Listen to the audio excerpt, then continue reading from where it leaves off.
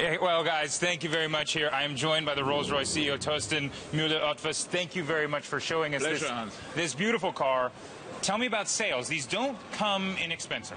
No, they don't, and that's for good reasons, because we are at the pinnacle of automotive luxury. Rolls-Royce, one of the, or not the most well-known luxury brand on earth, and these cars cost quite some amount of money, but for good reasons, because what you get is excellent substance, and I will show you that in a minute. Well, we can go inside in 2 seconds, but tell me about sales. You had a record year last year. Do you expect another record year? Yeah, we had for the last 4 years, one record year after the next, and I'm very confident that we should see again this year a record year. We probably break and crack for the first time 4,000 as an annual sales here this year. 4,000 billionaires out there just waiting to get their cars Rolls. Exactly. I'm going to pretend to be one of those billionaires.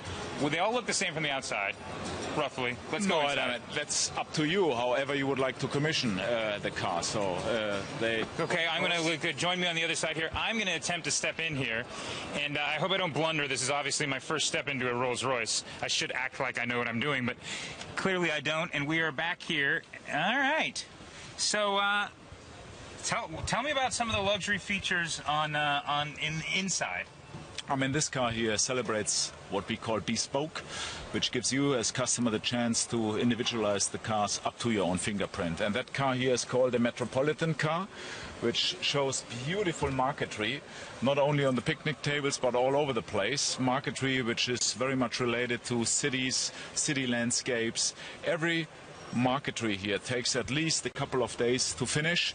It's comprised out of 500 little different wood parts, and then of course added lovely embroidery all over the car. Are you really supposed to eat in the back of a Rolls-Royce on your picnic table? Not only eating, but you can also have, of course, drinks in here. We have picnic hampers in the cars. We have fridges in the cars. So everything you like. I suppose if you're a billionaire, your mom does not impose the no eating in the backseat rule. Definitely not. And it comes also with style to do that here in Rolls-Royce, yeah? Well, you do. This is full of style, full of fashion almost. Tell us about how billionaires differ across the globe. What are some of the unique requests? I would say they don't differ a lot by all means, because they are very cosmopolitan people, probably the most cosmopolitan I've ever met.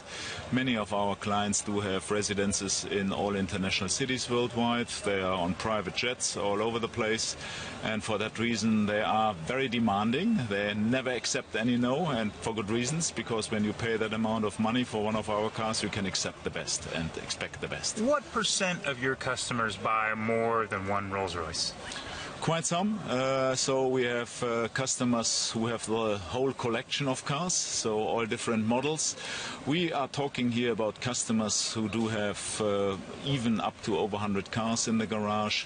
In average, at least 10, 12 cars in the garage. So people who are, I would say, have garages like we do have wardrobes. Yeah, well, the obvious question is who washes them all? Probably not the owners. No, not the owners, definitely not. We've obviously seen some geopolitical risk.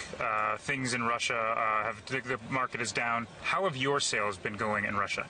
I mean, we are satisfied how Russia developed, particularly in the first half year this year, and that might be also due to the case that people invested their rubles into some, what I would call, real assets, and Rolls-Royce is a proper investment.